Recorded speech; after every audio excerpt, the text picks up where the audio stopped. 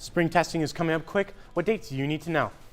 The lacrosse season is starting up and what the coach has to say. And how you can identify the true information in a world of fake news. DTV News starts right now.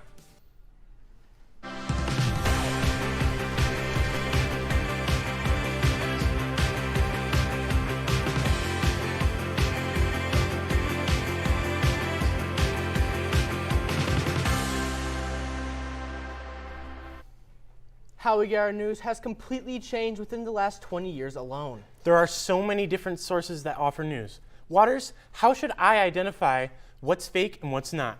Well, getting true, reliable information used to be much easier.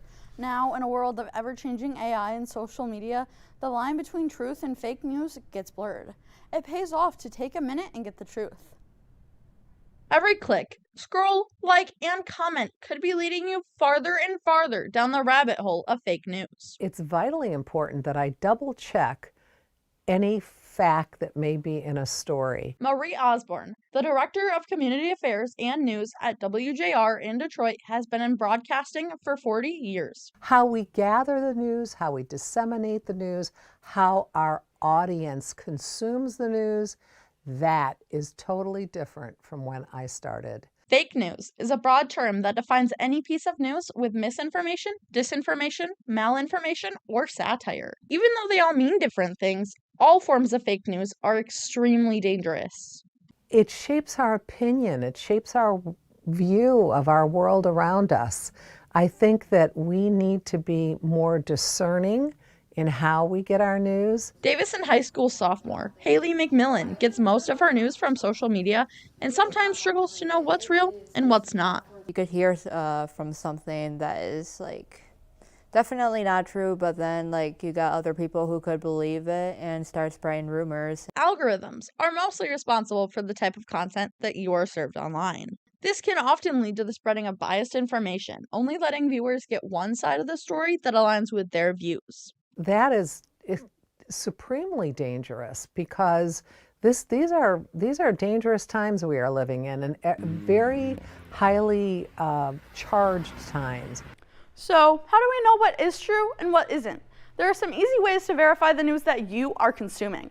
The first is to check it against other sources. Sometimes I'll read a story and something will just grab my ear or my eye, and I'll say, that just doesn't sound right. Let me check that out.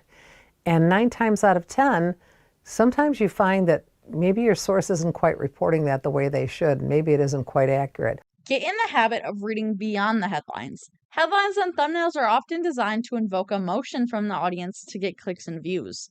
Once on the article, sometimes it will not support the headline's claim. You want to make sure you don't get all of your news from one source. The more you diversify your news, the more likely you are to get both sides of the story. I just urge people, when they consume news on a daily basis or they look down at their phone and they get a news alert, to really think about what they're looking at for a moment and not react emotionally, but to really think about what they're looking at. Brooklyn Waters, DTV News. Next week is spring break, but before you give your brain a rest, make sure you are prepared for all the upcoming testing. All juniors are taking the SAT on Wednesday, April 8th. Any students needing transportation for testing must sign up in the office with Mr. Zatkowski. Mr. Zatkowski has some important information about the upcoming testing period. Good afternoon, DHS. Mr. Zatkowski here, bringing you some information about spring testing. It's right around the corner. On April the 8th, Wednesday, is SAT Day. That'll be just for 11th grade students. On Thursday, April 9th, WIN and PSAT 9 testing. And April 10th, Friday, will be MSTEP and PSAT 10. I want to let you know, next week we're going to be looking at Digital Readiness 2 and finishing up that preparation for the test. Instructions for digital readiness will be emailed to 9th and 10th grade students. You will do that during team time. 11th grade students, on Tuesday, March 24th, you will be called down to the pack by your last name in small groups. Ms. Sullivan will call you down. I will assist you there.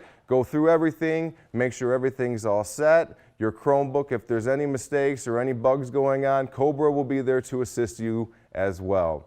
I want you to have all of these important dates, information, so you are set, ready to go on April the 8th. Day before the test, make sure you get a good night's sleep, eat a healthy breakfast, and I know you're going to do great. Good luck, everyone. If any parents have questions about the SAT, they can learn more at parent-teacher conferences. They're tomorrow from 4:30 to 7. Conferences will be in a drop-in format for parents inside the teachers' classrooms. While that's going on, there will be 2 digital readiness informational meetings, one at 4:45 and one at 5:45, where parents can learn about the digital SAT format. Last Friday, students from Miss Heath and Miss Summers' health science class toured Hurley Medical Center. They got to see firsthand how the hospitals work and how it takes way more than nurses and doctors to run the facility. Some students even discovered some job shadowing opportunities. There are less than 30 prom tickets left. You can buy them in Miss Abanage's room 212. They cost $90 if paying with cash or check. This year you can also pay with a card, but there will be a $3 fee if you do. If you're bringing an outside guest, all forms must be approved before you can buy their ticket.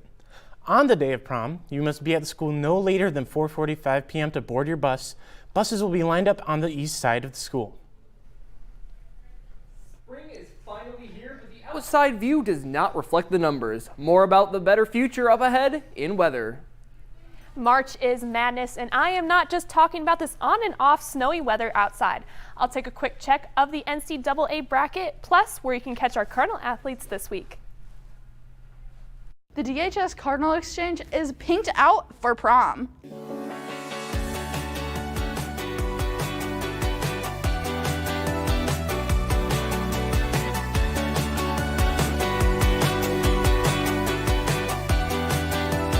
Waters, you've been in here for over an hour. Ooh, I think this dress looks good on me. I'm just gonna take it.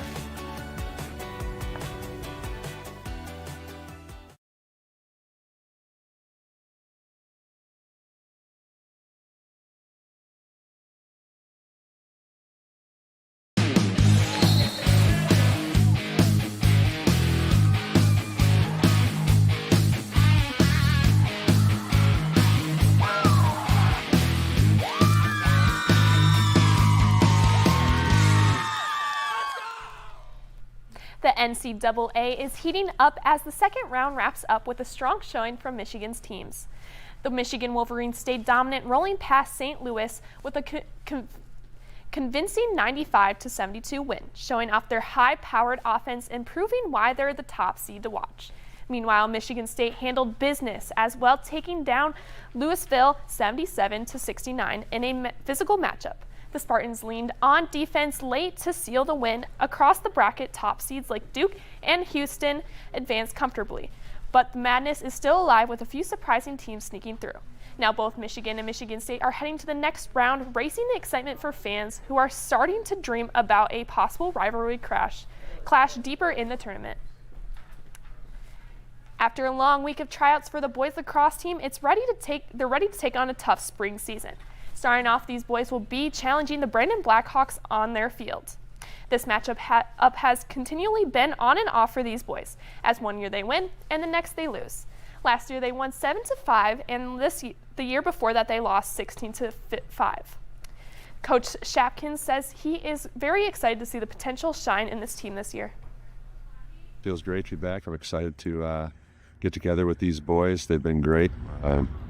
They're a tough squad. We've got some talent, so I'm excited to see what we can do this. Yeah, Monday we play Brandon. It's our first game this season, and I think it's going to be a good one. We've been learning a lot of stuff, and I'm excited to see what the boys can do out there on the field. Ready to shine underneath the Friday night lights? Well, here's your chance to get into the spotlight. The Davison Palm team is hosting a preparation clinic for next season. This will be held April 6th through the 8th for any 8th through 11th graders. To show up in the DHS cafeteria, you'll be learning an easy routine with Palm basics. No experience is necessary. For any questions, contact Kina Rennie with the email on your screen. This week is super busy for Cardinal athletes as spring sports season is starting. As I said earlier, boys lacrosse will be at Brandon High School for their first game today. Wednesday will be a busy day for the Cardinal athletes. Wednesday will be a busy day for Cardinal athletes. The girls soccer team will be at Oxford High School that day as they take on the Wildcats. The softball team will also be playing at Oxford on the same day.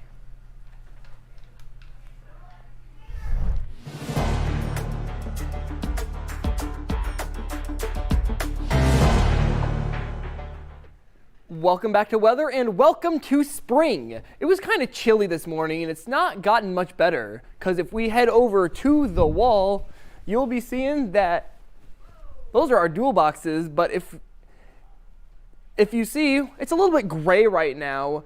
We got a big old veil of gray and cloudiness and just very iffiness, not very spring-like out there. It's more seeming like mud season.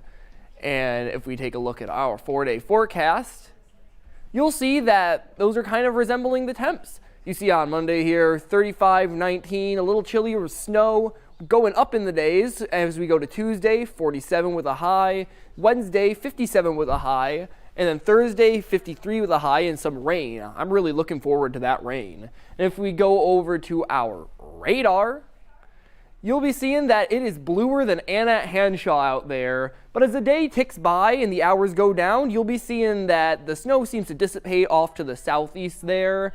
So we shouldn't expect to see the grounds clad with snow anytime soon. Along with our YouTube channel, we have a DTV Stream app. It is available for download on iOS, Android, Fire TV, Apple TV, and Roku. We also have a charter channel 191. Make sure to tune in to see sports events, concerts, and newscasts. Guys, with all these platforms that we have now, what's the weirdest place that you guys have watched DTV?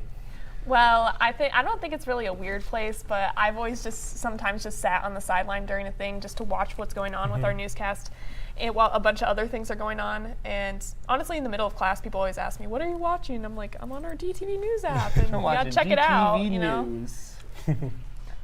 know. I probably like inside the newsroom. Like besides that, maybe my kitchen. But besides that, I don't really, watch any weird places. Mm-hmm. What about you, Trent? What about you, Trent, actually? What's the weirdest place that you watch DTV? The weirdest place, I would have to say, is probably in the bathroom. I would have to actually agree. With the, for our DTV promo, I was in the, as you could guys see in our DTV promo, I was in the shower. That's probably the weirdest place I've been watching it, or on that kayak in the pool. Those have gotta be the two weirdest places. Well, that's it from us here at DTV News. We hope you have an amazing day, and stay classy, Davison. The bathroom?